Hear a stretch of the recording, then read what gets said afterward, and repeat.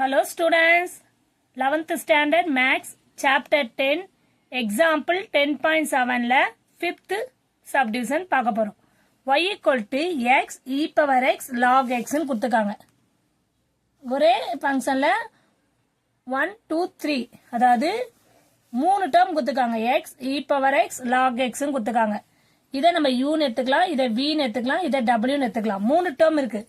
at the time 3 term வந்தா அது என்ன இது என்ன ரூல்ஸ்னா ப்ராடக்ட் ரூல்ஸ். இது என்னவா எடுத்துக்கலாம், நம்ம ப்ராடக்ட் ரூலா எடுத்துக்கலாம்.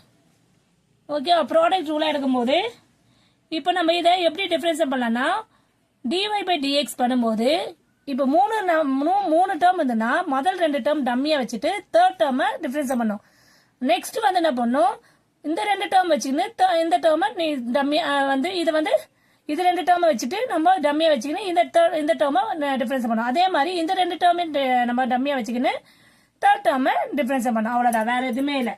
ஓகேவா, இதுக்கு ஒரு ஃபார்முலா மாதிரியும் எழுதிக்கலாம். dy by dx நம்ம என்ன பண்ணலாம், எந்த ஃபார்மேட்ல யூஸ் பண்ணலாம், ப்ராடக்ட் ரூல் ஃபார்முலாஸ் மாதிரி யூஸ் பண்ணிக்கலாம். என்ன பண்ணலாம்னா u v w dash w function மட்டும் டிஃபரன்ஸ் பண்ணோம். அடுத்தது plus u w v dash v difference பண்ணோம். அடுத்து என்ன எடுத்துக்கலாம், v w u dash. ஓகேவா, முதல்ல மூணுமே டிஃபரன்ஸ் பண்றோம், பிளஸ் போடணும். ஓகேவா, இங்க u வேல்யூ என்ன x, v வேல்யூ என்ன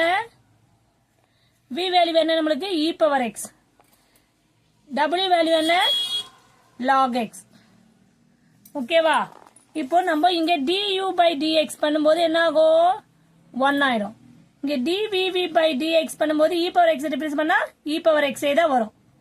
ஓகேவா, இப்ப w வந்து dw by dx, அதாவது w டிஃபரன்ஸ் பண்ணும்போது log x டிஃபரன்ஸ் பண்ணா நம்மளுக்கு என்ன வரும், 1 by x. இதை தெரிஞ்சுட்டா நம்ம இங்க ஃபார்முலால சப்ஸ்டிட்யூட் பண்ணிடலாம்.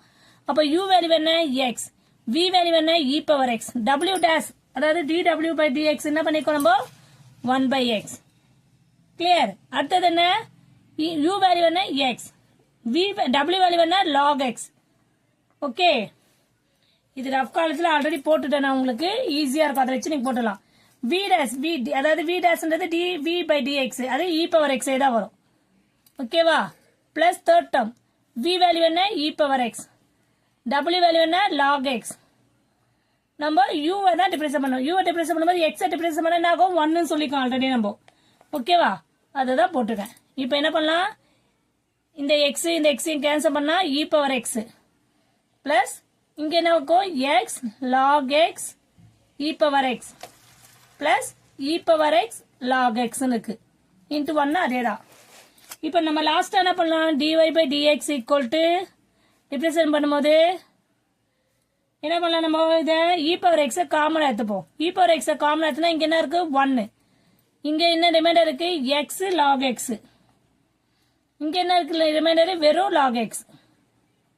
ஓகேவா, இது மாதிரி அழகா சிம்பிளிஃபை பண்ணிடலாம். ஒண்ணுமே இல்லமா, இங்க 3 டேர்மா கொடுக்கும்போது அந்த ப்ராடக்ட் ரூல் ஃபார்முலா யூஸ் பண்றோம். u v w dash 2 இது டம்மியா வச்சுன்னு தேர்ட் டேர்மை டிஃபரன்ஸ் பண்றோம். அதே மாதிரி அடுத்த 2 டேர்மை வச்சுக்கின்னு அது அந்த டேர்மை டிஃபரன்ஸ் பண்றோம். நெக்ஸ்ட் 2 டேர்மை டம்மியா வச்சுக்கின்னு அடுத்த டேர்மை நம்ம டிஃபரன்ஸ் பண்றோம். அப்போ ஒன்னுத்துக்கும் தனியா நான் சைட்ல போட்டு காமிச்சிருக்கேன். அதாவது x டிஃபரன்ஸ் பண்ணா 1 தரும், e பவர் x டிஃபரன்ஸ் பண்ணா e பவர் x தான் வரும். x டிஃபரன்ஸ் பண்ணா 1, e பவர் x டிஃபரன்ஸ் பண்ணா e பவர் x தான், log x டிஃபரன்ஸ் பண்ணா 1 by x. ஓகேவா, இத தான் நான் உங்களுக்கு தனித்தனியா போட்டு காமிக்கிறேன். Okay, clear, very simple question. ஓகேவா, thank you students.